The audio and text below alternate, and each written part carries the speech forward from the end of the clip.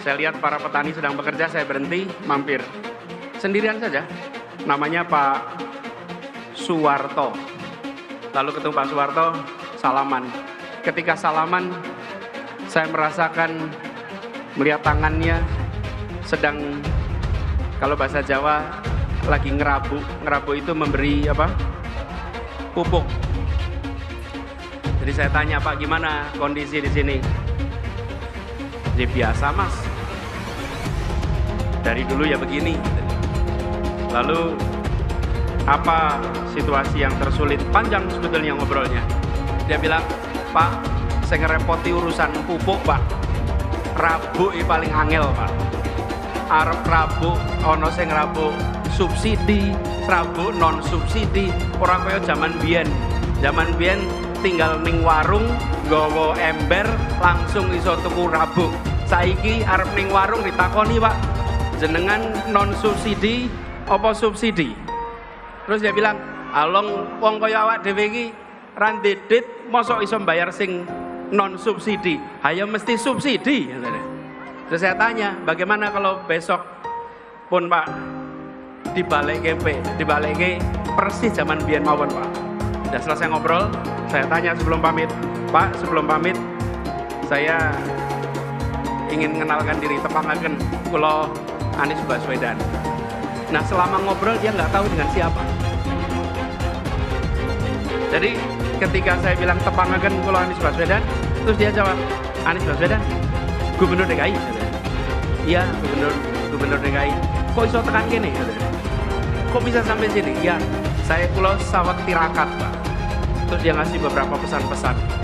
Saya perhatikan betapa masyarakat yang kita temui menyampaikan kepada kita semua bahwa di masyarakat sana ada suasana sulit, ada suasana menantang, tapi yang sebenarnya lebih mengkhawatirkan adalah serba ketidakpastian. Serba ketidakpastian. Bagaimana yang menanam tidak tahu nanti harga jualnya berapa. Bagaimana yang beternak tidak tahu ongkos produksinya nanti berapa. Bagaimana yang mengurusi pertanian tidak bisa mengetahui seperti apa ongkos-ongkos yang harus dia keluarkan. Begitu juga dengan yang lain-lain. Di sana, dalam sebuah perjalanan, saya lewat satu tempat sekitar Purwodadi. Ada satu orang yang seperti menghentikan. Pak, sebentar, Pak, sebentar, saya berhenti. Terus dia cerita, Pak Anies, masalah di negeri ini, padahal ini di kampung nih, adalah soal mafia, Pak. Pak Anies, ini mafia di Indonesia ini harus diberantas, Pak. Mafia ini harus diselesaikan, Pak.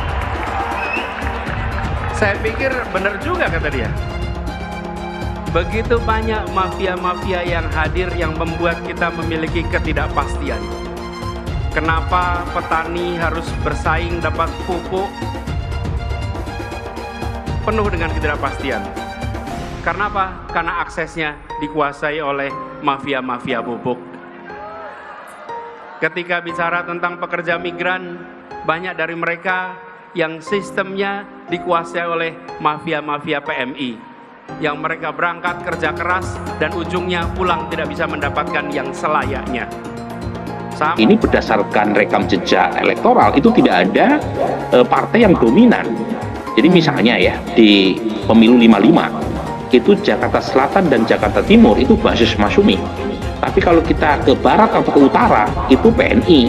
Jadi memang sangat beragam, termasuk misalnya di saat Orde Baru sekalipun P3 pernah menang di Jakarta tahun 1977. Pasca Orde Baru jatuh itu juga pemenangnya bergantian di Jakarta.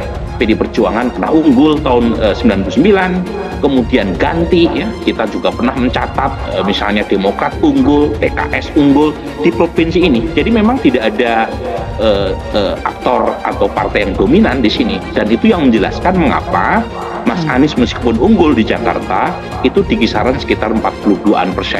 Artinya masih ada juga peluang buat yang lain untuk bergerak, setidaknya mendapatkan dukungan lebih dari angka yang sekarang mereka peroleh. Anies Baswedan sebut Jawa Barat adalah kunci memenangkan Pilpres 2024. Dikutip dari tribunnews.com Bandung, bakal calon presiden yang diusung Partai Nasdem Anies Baswedan mengatakan Jawa Barat adalah kunci memenangkan Pilpres 2024.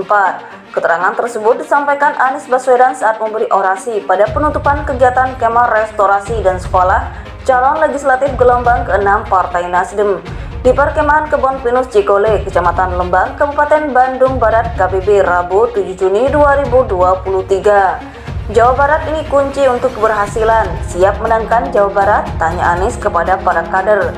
Siap, jawab para kader. Jadi ini adalah tanggung jawab kita bersama-sama, timpal Anies. Sebelum Anies naik panggung untuk menyampaikan orasi, para kader Nasdem berkali-kali mendiakkan Anies Baswedan Presiden 2024. Teriakan-teriakan dari para kader pun membuat Anies merasa terhormat. Sebab, kata dia, pada ajang Pilkada DKI Jakarta, Nasdem adalah salah satu partai yang tak memberi dukungan. Nasdem diketahui lebih memilih mendukung Basuki Cahayapurnama. Saya merasa terhormat. Kenapa? Karena kalau dilihat sejarahnya selama di Jakarta ketika mulai pilkada, Nasdem tidak menjadi bagian yang mendukung. Nasdem berada di pendukung lawan, tapi bukan musuh, ujar Anies Baswedan. Meski tak memberi dukungan, kata Anies, hubungan dengan Nasdem tetap terjalin dengan baik. Sampai akhirnya ia dipercaya untuk maju sebagai bakal capres yang diusung oleh Nasdem. Ini sebagai sebuah kepercayaan dan amanah yang memiliki tanggung jawab besar. Ini adalah tanggung jawab yang tidak kecil kepada saya, ucapnya. Anies pun menyebut jika Jabar ini merupakan kunci untuk memenangkan Pilpres 2024 mendatang. Anies Baswedan mengajak para kader Nasdem yang ada di Jabar untuk berjuang memenangkannya. Sebelumnya, sejumlah kader Nasdem Jawa Barat mengikuti Kemah Restorasi dan Sekolah calon legislatif gelombang ke-6 di Perkemahan Kebon Pinus Cikole, Kecamatan Lembang, Kabupaten Bandung Barat, KBB. Teriakan-teriakan dari para kader pun membuat Anies merasa terhormat. Sebab, kata dia, pada ajang Pilkada DKI Jakarta, Nasdem adalah salah satu partai yang tak memberi dukungan.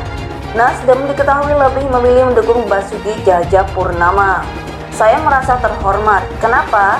Karena kalau dilihat sejarahnya selama di Jakarta ketika mulai pilkada, Nasdem tidak menjadi bagian yang mendukung. Nasdem berada di pendukung lawan, tapi bukan musuh, ujar Anies Baswedan. Meski tak memberi dukungan, kata Anies, hubungan dengan Nasdem tetap terjalin dengan baik.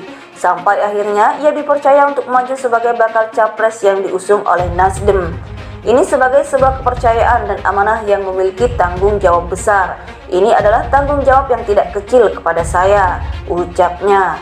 Anies pun menyebut jika Jabar ini merupakan kunci untuk memenangkan Pilpres 2024 mendatang. Anies Baswedan mengajak para kader Nasdem yang ada di Jabar untuk berjuang memenangkannya. Sebelumnya,